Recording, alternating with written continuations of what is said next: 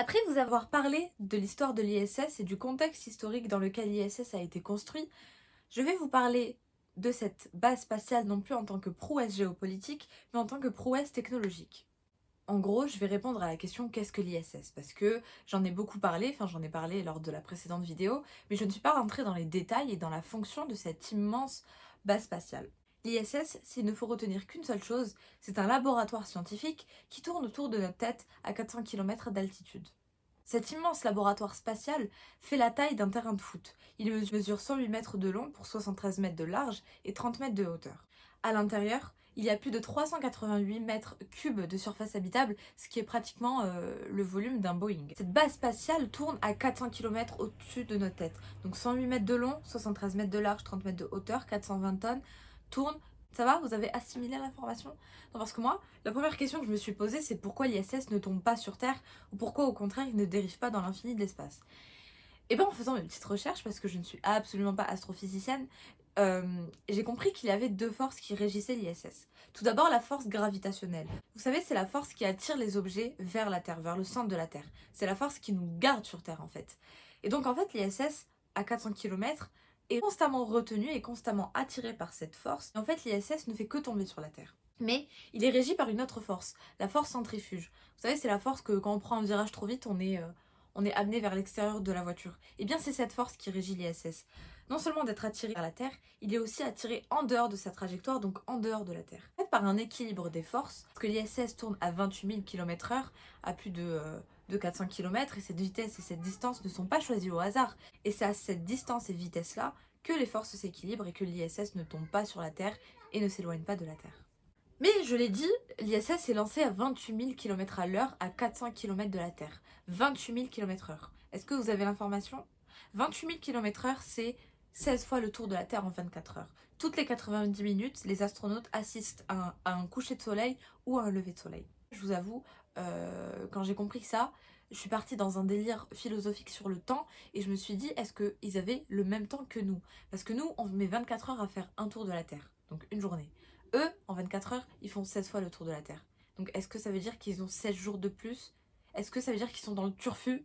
Est-ce que ça veut dire que le temps passe plus vite chez eux? Je vous rassure, le CNES m'a répondu sur Twitter et ils m'ont vite calmé et ils m'ont vite fait redescendre mes préoccupations philosophiques. Alors l'ISS c'est ça. C'est mort. C'est mort. Et pourtant c'était trop bien, j'étais grave bien partie. Alors l'ISS c'est ça. C'est l'assemblage de plusieurs laboratoires, de plusieurs modules construits par les agences spatiales sur Terre qui ont pour but de permettre à ces agences spatiales sur Terre d'avoir une base dans l'espace. Aujourd'hui, l'ISS compte 13 modules, donc 13 parties si vous voulez. Il y a 4 modules de laboratoire, 2 modules d'habitation, 2 modules de SAS qui permettent l'entrée et la sortie des astronautes ou des cargos de ravitaillement. Donc en fait, ce sont des parties de l'ISS qui permettent de faire entrer et sortir des astronautes sans risquer la dépressurisation de l'appareil, ce qui serait bien évidemment un drame. Aussi 2 coupoles d'observation et 3 nœuds. Donc en fait, les nœuds, ce sont les carrefours dans l'immense couloir qu'est l'ISS. Et en fait, ces nœuds peuvent avoir différentes fonctions. Donc c'est soit une cuisine, soit un laboratoire spécifique. Mais si vous voulez une représentation plus fidèle et plus visible de l'ISS, je vous conseille le House Tour de Thomas Pesquet. Il a fait un House Tour de l'ISS sur la chaîne de l'ESA et je vous la conseille vivement. Ici, on se trouve dans un module de jonction qu'on appelle les nœuds, node en anglais, donc c'est le node 2, le nœud numéro 2. Ici, l'avant de la station, les sorties de secours se trouvent sur les côtés et à l'arrière de l'appareil. Ici, par exemple, on entrepose des scaphandres. Quand on se prépare pour une sortie extravéhiculaire comme en ce moment, c'est ici, sur ce sas, que viendront se docker des véhicules spatiaux. Il y a une porte qui s'ouvre sur l'espace. Ici, on a des tables pour faire nos bricolages. Et puis ce qu'on a aussi disposé tout autour de la circonférence, c'est nos couchettes. Donc moi, j'utilise celle du bas. Donc, je vais vous faire visiter rapidement. Bon, sinon, à quoi sert l'ISS? Alors je l'ai dit, l'ISS est un immense laboratoire de recherche, d'expérience scientifique pour les agences spatiales au sol. Les modules sont pensés, sont créés, sont envoyés par les agences spatiales. Elles ont pour but, comme je vous l'ai dit, d'avoir un laboratoire et d'avoir une assise dans l'espace. Nombre de 5 aujourd'hui, donc l'agence spatiale américaine, la NASA bien évidemment, l'ESA, l'agence spatiale russe, mais maintenant il y a aussi la canadienne et la japonaise. Chacune de ces agences a bien évidemment des partenaires, collaborateurs avec qui elle décide des expériences à envoyer, à réfléchir aux expériences, puisqu'en fait les astronautes ne sont que les exécutants des recherches scientifiques. Chaque agence est en partenariat avec des instituts de recherche, des laboratoires de recherche, des universités qui sont véritablement les acteurs qui décident des expériences à faire en orbite basse et donc en impesanteur. Alors l'impesanteur, ce n'est pas l'apesanteur, qui est l'absence de pesanteur, mais c'est une situation dans laquelle les forces s'équilibrent et où il y a en fait une apesanteur zéro. Donc c'est ce qu'on appelle le 0G. Mais le 0G, ce n'est pas nul, c'est juste qu'il y a un équilibre parfait et donc une apesanteur.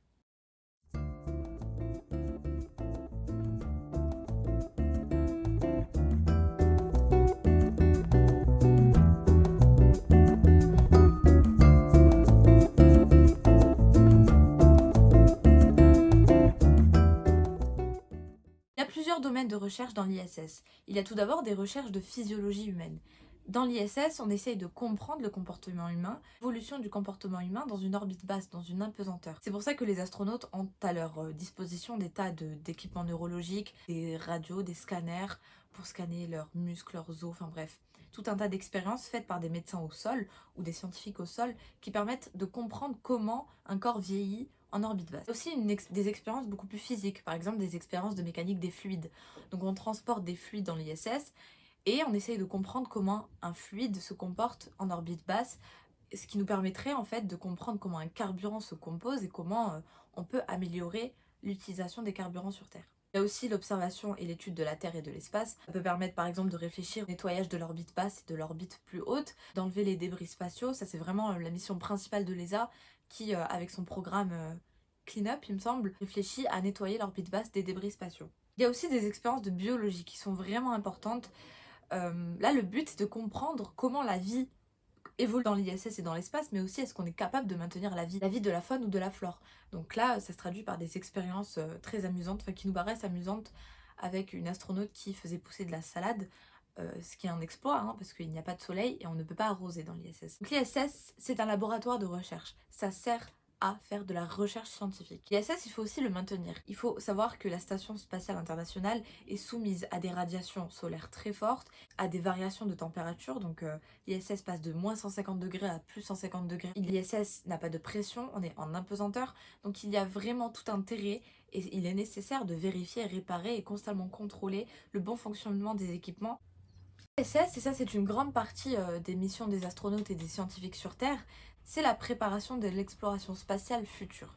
Il faut savoir que l'ISS est le seul objet qui nous permet de penser l'exploration spatiale future et de comprendre comment un astronaute évolue psychologiquement et physiquement en dehors de la Terre. L'exploration future se compose par deux objectifs. L'objectif est l'objectif de la Lune. Alors là, on parle d'un futur assez proche. On prévoit que d'ici 2025 ou 2030, il y aura une équipe d'astronautes qui ira sur la Lune. Le but, et ça sera toute la nouveauté du siècle, ce n'est pas de mettre un pied sur la Lune et de revenir, mais c'est d'habiter sur la Lune. Le but, c'est d'avoir une assise sur la Lune et de rester un petit moment pour faire tout un tas d'expériences et pour connaître de plus en plus la Lune. Même si ça paraît fou, cet objectif est atteignable selon les agences spatiales et elles le préparent très très sérieusement depuis très longtemps. Il y a un futur plus lointain. Et ce futur plus lointain, c'est véritablement l'objectif spatial du 21e siècle, c'est bien évidemment d'aller sur Mars. En Mars, c'est tout un défi spatial, un défi astronomique, un défi technologique, parce que le voyage vers Mars serait évidemment compliqué. On ne parle plus de 196 jours, mais de 500 jours. Et 500 jours, c'est la durée la plus minime. Ce qui complique le voyage vers Mars, c'est le rapprochement et la distance entre Mars et la Terre. Mars n'est pas dans la même orbite de la Terre. C'est-à-dire qu'elle ne tourne pas en même temps autour du Soleil. Il y a des périodes dans le temps où elles sont extrêmement éloignées et des périodes dans le temps où elles sont extrêmement proches. Et c'est cet éloignement et ce rapprochement qui est véritablement le défi spatial. Tous les 780 jours, la distance Terre-Mars est la plus petite, c'est-à-dire à 62 millions de kilomètres. Donc 62 millions de kilomètres, c'est à peu près 6 mois de voyage spatial. On ne peut pas envoyer des astronautes plus de 4 ans dans l'espace à attendre que la distance Terre-Mars se rapproche. Donc le défi, c'est d'envoyer des astronautes au moment où la distance est la plus rapprochée, et garder un certain temps et de les ramener. Le défi, il est là. C'est un défi bien évidemment technologique. Comment on va faire pour envoyer un lanceur à plus de 62 millions de kilomètres minimum? Le plus éloigné, c'est après 401 millions de kilomètres. Donc c'est énorme. Mais c'est aussi un défi humain. Comment les astronautes vont-ils réagir lorsqu'ils vont perdre la Terre de vue et qu'ils vont s'enfoncer dans le noir de l'espace? Ce n'est jamais arrivé qu'un humain quitte la Terre de vue. Et là, le défi spatial, c'est un défi à la fois technique et technologique, mais aussi humain.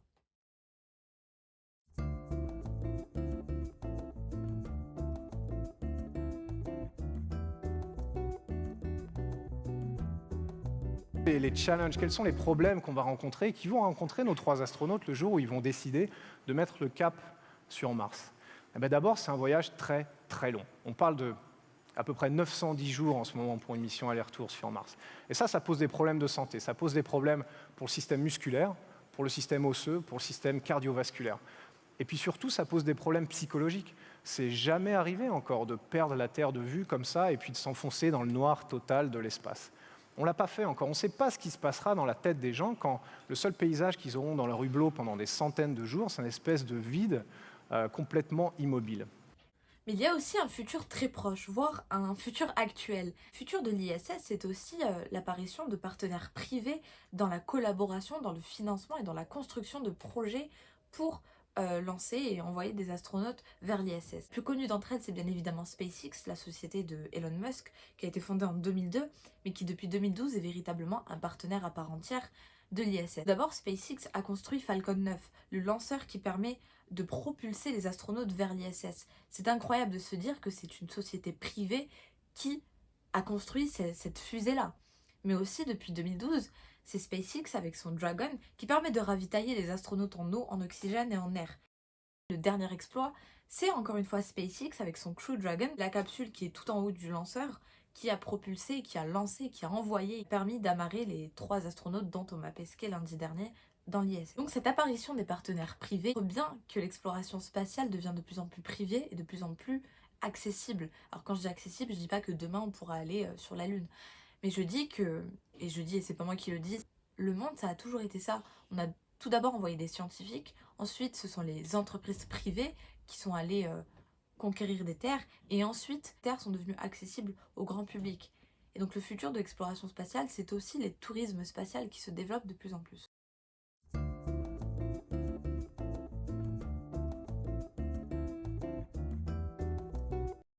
L'ISS est habité en permanence depuis 2000. Depuis 2000, il y a une équipe d'astronautes qui se relaie tous les 6 mois à peu près et qui peuple en permanence, en continu, l'ISS. Si elle a été majoritairement américaine et russe, les équipes d'astronautes deviennent de plus en plus européennes, canadiennes et japonaises. La mission internationale est donc une véritable prouesse technologique. Je vous l'ai dit, c'est le plus compliqué qu'on a eu à construire dans un milieu hostile, une prouesse géopolitique et en l'espace que la paix a été faite sur Terre.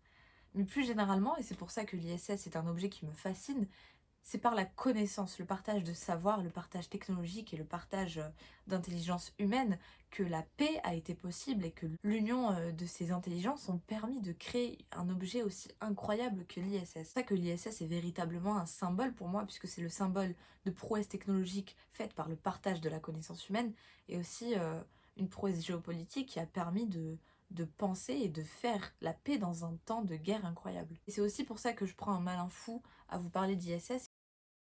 C'est pour